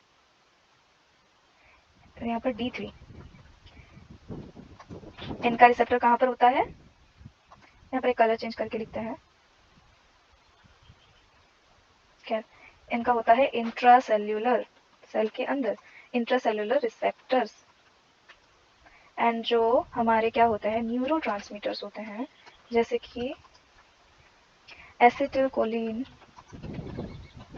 एंड गाबा, इनका सेल सरफेस रिसेप्टर्स होता है, इनका रिसेप्टर सेल के सरफेस में होता है। ठीक है, as why because they are hydrophobic and this are hydrophilic. ठीक है, दिस आर हाइड्रोफिलिक मॉलिक्यूल्स, यहाँ पर लिख देते हैं as they are hydrophilic. NO hydrophobic होता है या हाइड्रोफिलिक होता है, ना कि नाइट्रिक ऑक्साइड, ये तो एक छोटी सी गैसेस मॉलिक्यूल होता है ना, गैसेस मॉलिक्यूल होता है, इसमें चार्ज नहीं होता है तो ये इजीली डिफ्यूज कर सकता है। उसके बाद क्या है, एस दे आर हाइड्रोफिलिक, इनके जो रिसेप्टर्स होते हैं सेल के सरफेस में प्रेजेंट होते हैं। उसके बाद मैंने ऐसे न्यूरोट्रांसमीटर के रिसेप्टर्स होते हैं जो लिगैंड गेटेड आयन चैनल्स होते हैं, जैसे कि एसिटिलकोलिन का भी लिगैंड गेटेड आयन चैनल्स के थ्रू क्या होता है, सिग्नलिंग होती है। उसके बाद neurotransmitter binding to this receptor induces a conformational change that opens ion channels directly resulting in changes in ion flux in the target cells. तो ये न्यूरोट्रांसमीटर जो बाइंड करते हैं इन रिसेप्टर्स में जो आयन चैनल्स होते हैं वो रिसेप्टर्स में, तो इनका क्या होता है, कन्फर्मेशनल चेंज होता है, ये आयन चैनल्स ओपन हो जाते हैं। ठीक है, आयन चैनल ओपन हो जाते हैं, उसके बाद क्या होता है, ये आयन के फ्लक्स में टारगेट सेल में हेल्प करता है, मतलब आयन जो पास करते हैं सेल के अंदर। जब ये लिगैंड, ये जो न्यूरोट्रांसमीटर जब बाइंड कर जाते हैं, न्यूरोट्रांसमीटर कहाँ किसके साथ बाइंड करते हैं, रिसेप्टर के साथ बाइंड करते हैं, उनका कन्फर्मेशनल चेंज होता है और आयन चैनल ओपन हो जाते हैं एंड क्या होता है, यहाँ पर आयन का एंट्री हो जाती है टारगेट सेल के अंदर। Other neurotransmitter receptors are coupled to G protein, a major group of signalling molecules.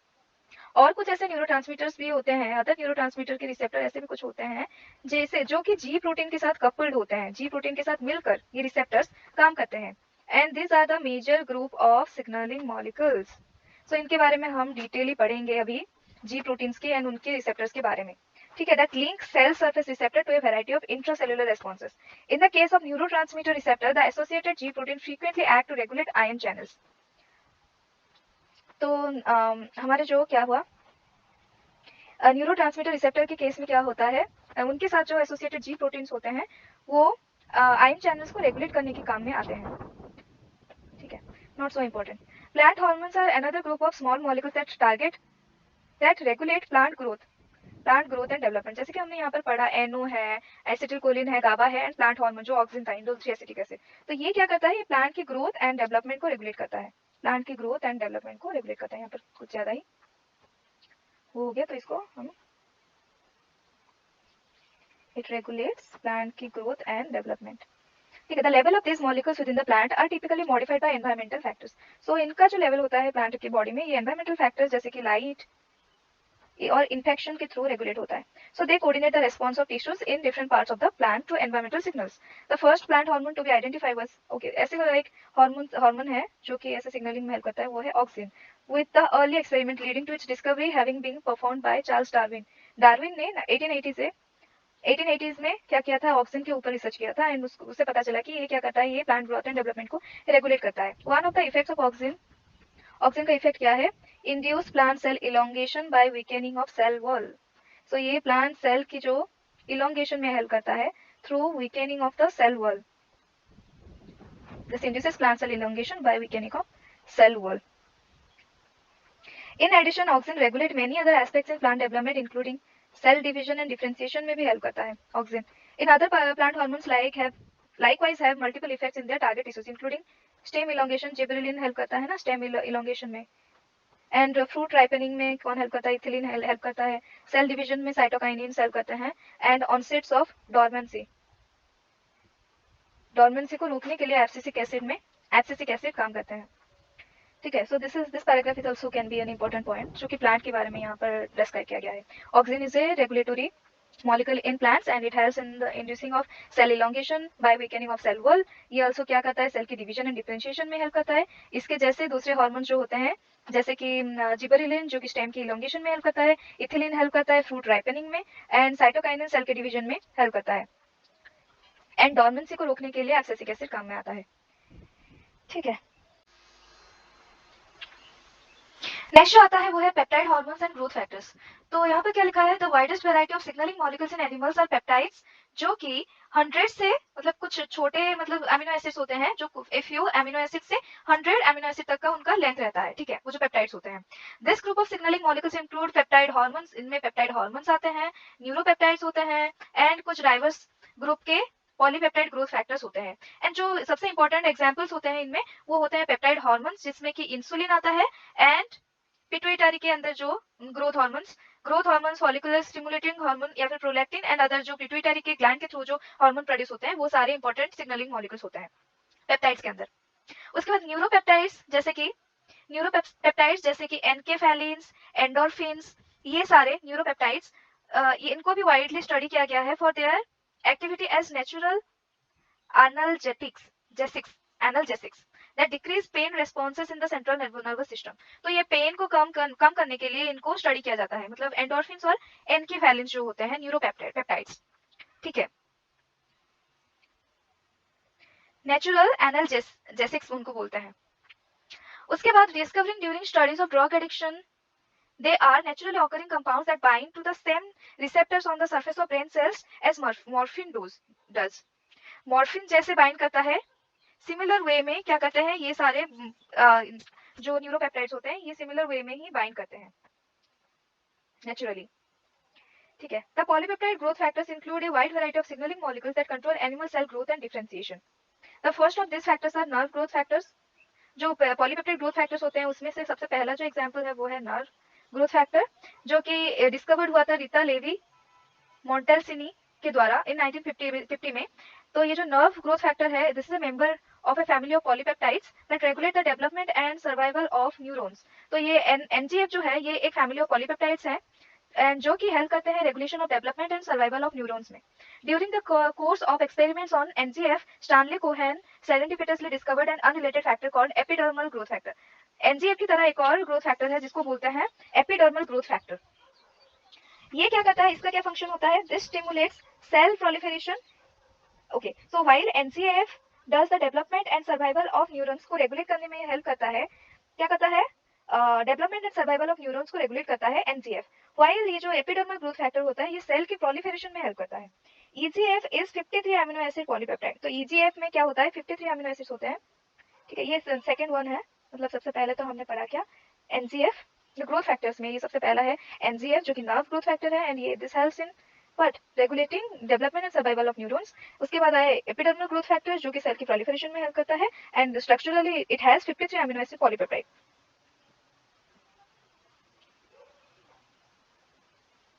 तो ये क्या करता है, सेल प्रोलिफरेशन में हेल्प करता है both during embryonic cell development and adult organisms में. एम्ब्रियोनिक सेल डेवलपमेंट के दौरान भी और एडल्ट्स में भी सेल की प्रोलिफरेशन में हेल्प करता है एपिडर्मल ग्रोथ फैक्टर. ठीक है, a good example of growth factor action is provided by the activity of platelet derived growth factor. Another growth factor action, another good growth factor, इसको भी लिख लेते हैं, this is one is third one, PDGF, platelet derived growth factor. ये क्या करता है, ये wound healing में इसका important role रहता है. wound healing, PDGF is stored in blood platelets and released during blood clotting. blood clotting के दौरान इसका रिलीज होता है, ये स्टोर होता है blood platelets में. It can stimulate the proliferation and movement of fibroblasts in the vicinity of the clot. तो जहां पर भी क्लॉट होता है ना, उस क्लॉट के आसपास के एरिया में क्या करते हैं, ये प्रोलिफरेशन एंड फाइब्रोब्लास्ट जो सेल्स होते हैं उनके प्रोलिफरेशन एंड मूवमेंट को ये स्टिमुलेट करता है. PDGF जो कि प्लेटलेट्स में स्टोर होकर रहता है, ब्लड जब क्लॉट होता है उसके दौरान इसकी रिलीज होती है. तो ये वुंड हीलिंग में इसलिए हेल्पफुल रहता है. ठीक है. In addition PDGF plays critical role in the development of variety of embryonic tissue. तो एम्ब्रियोनिक टिश्यू की डेवलपमेंट में भी हेल्प करता है PDGF. Members of another large group of polypeptide growth factors called cytokines. तो एक और जो large group of polypeptide growth factor है उनको बोलते हैं साइटोकाइंस, जिनका इम्यून फंक्शन रहता है, क्रिटिकल इम्यून फंक्शन. जैसे कि साइटोकाइंस में एग्जांपल्स क्या आता है, एरिथ्रोपोएटिन एंड इंटरल्यूकिन 2. साइटोकाइंस के जो एग्जांपल्स हैं वो क्या है, एरिथ्रोपोएटिन है एंड इंटरल्यूकिन 2 है. Regulate the development and differentiation of. तो ये क्या कहते हैं, this regulates the development and differentiation of blood cells and control of the activities of lymphocytes during immune response. तो another peptide जो होता है, another peptide polypeptide growth factor जो होते हैं उनको साइटोकाइन बोलते हैं. एंड उनका जो एग्जांपल्स क्या होता है, एरिथ्रोपोएटिन एंड इंटरल्यूकिन 2. एंड ये क्या करते हैं, ये रेगुलेट करते हैं development and differentiation of blood sales and control the activities of lymphocytes during immune response. Blood cells के डेवलपमेंट एंड डिफरेंशिएशन में हेल्प करते हैं एंड लिम्फोसाइट्स के एक्टिविटीज को कंट्रोल करते हैं इम्यून रेस्पॉन्स के टाइम में. ठीक है. तो यहाँ पर हमने दो चीजें पढ़ा peptide hormones and growth factor में. सबसे पहले हमने कुछ पेप्टाइड हार्मोन्स वाले सिग्नलिंग मॉलिक्यूल्स के बारे में जाना, जैसे कि इंसुलिन, एंड दूसरे वाले जो पिट्यूटरी ग्लैंड्स में जो हार्मोन्स रिलीज होते हैं जैसे कि growth hormone, FSH, follicle stimulating hormone, prolactin and others. उसके बाद हमने पढ़ा था कुछ न्यूरोपेप्टाइड्स के बारे में जिनके अंदर आते हैं एनकेफेलिन्स एंड एंडोर्फिन्स. तो एनकेफेलिन्स एंड एंडोर्फिन्स का एक्शन मॉर्फिन के जैसे ही होता है, वो सिमिलर वे में ही बाइंड करता है and those act as natural analgesics which reduces the pain response in the central nervous system, decrease the pain in the central nervous system. Enkephalin and endorphin. उसके बाद हमने पढ़ा कुछ पॉलीपेप्टाइड ग्रोथ फैक्टर्स के बारे में, जिनमें सबसे पहला आता है नर्व ग्रोथ फैक्टर जो कि क्या करता है, growth and survival of neurons को रेगुलेट करता है. उसके बाद हमने पढ़ा एपिडर्मल ग्रोथ फैक्टर के बारे में जो कि सेल की प्रोलिफरेशन में हेल्प करता है बोथ एम्ब्रियोनिक टाइम में एंड ऑल्सो एडल्ट्स में, एंड ये एक 53 अमीनो एसिड की पॉलीपेप्टाइड होती है. उसके बाद हमने पढ़ा प्लेटलेट डेराइव्ड ग्रोथ फैक्टर जो कि वुंड हीलिंग में हेल्प करता है, ब्लड प्लेटलेट में स्टोर्ड होकर रहता है एंड ब्लड क्लटिंग के टाइम रिलीज होता है. एंड ये क्या करता है, ये इसका जो रिलीज के द्वारा ये क्या करता है, ये स्टिमुलेट करता है फाइब्रोब्लास्ट के प्रोलिफरेशन एंड मूवमेंट को जहां पर क्लॉट होता है. एंड इसी वे में वो क्या होता है, रीग्रोथ एंड मतलब जो डैमेज टिश्यूज होते हैं उनके रीग्रोथ में हेल्प करता है. बिसाइड्स PDGF आल्सो हेल्प करता है development of variety of embryonic tissues को डेवलप होने, डिफरेंट टाइप्स के जो एम्ब्रियोनिक टिश्यूज होते हैं उनके डेवलपमेंट में भी हेल्प करता है. ऑल्सो अदर जो पेप्टाइड्स होते हैं उनको बोलते हैं साइटोकाइंस. ये साइटोकाइंस इम्यून रिस्पॉन्स में इनका बहुत बड़ा रोल रहता है as they control the activities of lymphocytes. Besides ये क्या करते हैं, development and differentiation of blood cells भी हेल्प करते हैं, ब्लड सेल्स के डेवलपमेंट एंड डिफरेंशिएशन में हेल्प करते हैं. तो साइटोकाइंस का जो एग्जांपल क्या है, इंटरल्यूकिन 2 एंड एरिथ्रोपोएटिन. और कुछ जो अदर पॉलीपेप्टाइड ग्रोथ फैक्टर्स जो होते हैं उनको बोलते हैं membrane anchored growth factors, membrane anchored growth factors. तो this is the fifth one. ये क्या होता है, ये मेम्ब्रेन के साथ, प्लाज्मा मेम्ब्रेन के साथ एसोसिएट होकर रहता है as its name implies, membrane anchored rather than being secreted into extracellular fluids, therefore functioning as signaling molecule during direct cell अच्छा, जो डायरेक्ट सेल इंटरेक्शन होता है उसी टाइम ये हेल्पफुल रहता है, ये जो मेम्ब्रेन एंकर्ड ग्रोथ फैक्टर रहता है जो कि प्लाज्मा मेम्ब्रेन के साथ डायरेक्ट क्या होता है, प्लाज्मा मेम्ब्रेन के साथ एसोसिएट होकर रहता है. Membrane anchored growth factor. This is the structure of epidermal growth factor जिसमें 53 अमीनो एसिड्स होते हैं. Peptide hormones, neuropeptides and growth factors are unable to cross the plasma membrane. तो यहाँ पर एक इंपॉर्टेंट पॉइंट लिखा गया है, इसको हम एनोटेट कर देते हैं स्टार के through. Peptide hormones, neuropeptides and growth factors जो होते हैं ये प्लाज्मा मेम्ब्रेन के थ्रू डायरेक्टली क्रॉस नहीं कर सकते so they act by binding to cell surface receptors. तो पेप्टाइड के जो रिसेप्टर्स होते हैं वो भी सेल सरफेस में ही होता है, as discussed throughout the rest of the chapter. As might be expected from the critical roles of polypeptide growth factors in controlling cell proliferation, abnormalities in growth factor signaling are the basis for a variety of disease including many kinds of cancer। तो इनका study इसलिए important है cancer की studies के लिए, as this helps in the growth and differentiation and proliferation of different types of cells। उनके signalling में ये पेप्टाइड्स हेल्पफुल रहता है। For example abnormal expression of the EGF epidermal growth factor जो होता है, इसका अगर एबनॉर्मल एक्सप्रेशन दिखाई देने लगे तो क्या होगा, various type of human cancer दिखाई देने लगेगा। एंड EGF रिसेप्टर की इनहिबिशन से क्या हो सकता है, कैंसर की ट्रीटमेंट हो सकती है। सो हमने अभी पढ़ा, this is the review, most signaling molecules are secreted by one cell and bind to receptors expressed by a target cell। Cells and signaling can occur by direct cell contact or by endocrine, paracrine and autocrine signaling। The steroid hormones, thyroid hormone, vitamin D3 and retinoic acids are small hydrophobic molecules that cross the plasma membrane of their target cell and bind to the intracellular transcription factors। Other small molecules include nitric oxide, neurotransmitters and plant hormones। The widest variety of signaling molecules in animals are peptides, ranging from only a few to more than 100 amino acids। This group of molecules include the growth factors that regulate animal cell growth and development। Peptide जो होते हैं, तो यहाँ पर कुछ questions हैं for the review कर लेते हैं। तो पहला क्वेश्चन है, what is the difference between paracrine and endocrine signalling. तो पैराक्राइन में क्या होता है, दो एडजेसेंट सेल्स होते हैं एंड उनका मतलब जैसे कि क्या सिनैप्स जो होता है, मतलब दो एडजेसेंट सेल्स होते हैं ना, ये नर्व सेल्स लेट से, तो इनके बीच जब हम मतलब एक के पास लिगैंड्स होगा, जैसे कि यहाँ के इसके पास एसिटिलकोलिन जो होता है न्यूरोट्रांसमीटर एंड इसके पास रिसेप्टर होगा, आयरन गेटेड चैनल्स होते हैं नर्व सेल्स के केस में। तो इसके पास लिगैंड्स होगा, इसके पास रिसेप्टर होगा, एडजेसेंट सेल्स के, नॉट एडजेसेंट मतलब एडजेसेंट सेल्स जो होता है वो तो डायरेक्ट कॉन्टैक्ट में होता है, दिस इज क्लोज विसिनिटी में जो होते हैं, मतलब आसपास होते हैं, अटैच नहीं होते। अटैच्ड वाले डायरेक्ट आते हैं, जो क्लोज्ड में होते हैं, मतलब क्लोज्ड एरिया में जो प्रेजेंट रहते हैं वो होंगे क्या, पैराक्राइन सिग्नलिंग। एंडोक्राइन सिग्नलिंग क्या है, मतलब एक एंडोक्राइन सेल है, जैसे कि पिट्यूटरी ग्लैंड है हमारे ब्रेन में, ठीक है, वो पिट्यूटरी ग्लैंड से कोई एक ग्रोथ हार्मोन रिलीज हुआ एंड वो that will act on any other cell in any part of our body through, and ये ट्रैवल कैसे करता है इतने दूर तक, ये ब्लड स्ट्रीम मतलब सर्कुलेटरी सिस्टम के थ्रू, ब्लड के थ्रू ट्रैवल होता है, तो इसलिए इसको एंडोक्राइन बोलते हैं। ये पहला तो एंडोक्राइन सेल से एंडोक्राइन ग्लैंड से रिलीज हो रहा है, दूसरा ये ब्लड के थ्रू फ्लो होकर जा रहा है उस टारगेट सेल में, तो इसीलिए इसको एंडोक्राइन सिग्नलिंग बोलते हैं। तो ये पास पास में होता है, ये बहुत दूर में होते हैं। तो this is the major difference between paracrine and endocrine signalling. Next, how would expression of a gene targeted by thyroid hormone receptor be affected by deletion of thyroid hormone receptor in the absence of hormone? How about in thyroid hormone related cells? क्या बोला है भाई?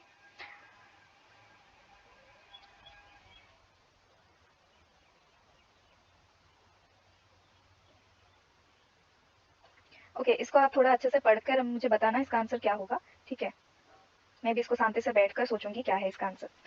How do signalling by neurotransmitter differ from signalling by steroid hormones. So ये बोल रहा है कि neurotransmitter में जो सिग्नलिंग होता है वो कैसे स्टेरॉइड हार्मोन्स के सिग्नलिंग से डिफर करता है। सबसे पहले तो हमारे न्यूरोट्रांसमीटर्स कौन से होते हैं, एसिटिलकोलिन होता है, राइट, एंड और क्या होता है, गाबा होता है। तो ये जो एसिटिलकोलिन एंड गाबा है ये न्यूरोट्रांसमीटर्स है।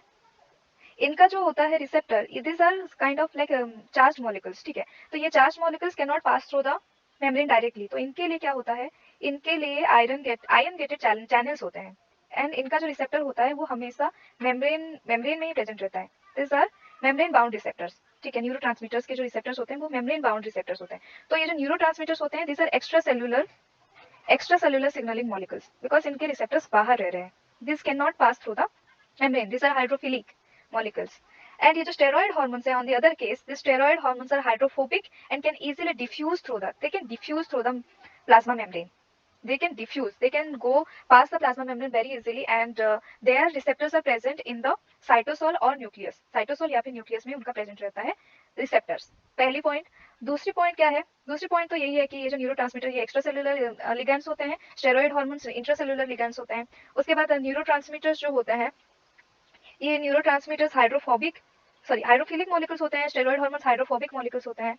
उसके बाद क्या होता है, और क्या होता है, this are the major like difference between their signalling. And also neurotransmitter के केस में ये क्या होते हैं, न्यूरोट्रांसमीटर्स का अलग है ना सिस्टम, एनओ का एंड स्टेरॉइड हार्मोन का होता तो हम वो वाला बोलते हैं जो गुआनिडिल साइक्लेज को एक्टिवेट करना है, एंड उसके बाद उसके बाद जो होना है साइक्लिक जीएमपी को जो प्रोड्यूस करना, वो वाला हम बोलते हैं, एनओ के बीच में जो अगर डिफरेंस बोलते हैं, ठीक है। तो why are the receptors for polypeptide growth factors always express polypeptide growth factors always express on the target cell receptors. ये लास्ट पैराग्राफ में ही लिखा गया है कि ये जो पेप्टाइड हार्मोन्स हो गए या फिर न्यूरोपेप्टाइड्स हो गए या फिर ग्रोथ फैक्टर्स हो गए, पॉलीपेप्टाइड ग्रोथ फैक्टर्स हो गए, ये सारे क्या है, ये सारे प्लाज्मा मेम्ब्रेन को क्रॉस नहीं कर सकते। ये प्लाज्मा मेम्ब्रेन को क्रॉस नहीं कर सकते, इसीलिए इनका जो रिसेप्टर्स होते हैं हमेशा सेल के सरफेस में होते हैं। ये प्लाज्मा मेम्ब्रेन को क्रॉस नहीं कर सकते। ये प्लाज्मा मेम्ब्रेन को क्रॉस क्यों नहीं कर सकते? क्योंकि हमारे जो पेप्टाइड्स मॉलिक्यूल्स होते हैं वो भी हमेशा दो तरीके के मॉलिक्यूल से प्रोड्यूस्ड होते हैं ना, मतलब हाइड्रोफोबिक होते हैं, हाइड्रोफिलिक होते हैं। तो उनको मतलब उनको हाइड्रोफोबिक जो हमारे जो मेम्ब्रेन को पास करने के लिए थोड़ा डिफिकल्टी होता होगा, मतलब उसके अंदर पास करने के लिए उनको अपने आप को स्ट्रक्चरली चेंज करना पड़ रहा होगा या फिर कोई चैनल प्रोटीन के थ्रू उनको पास करना पड़ रहा होगा।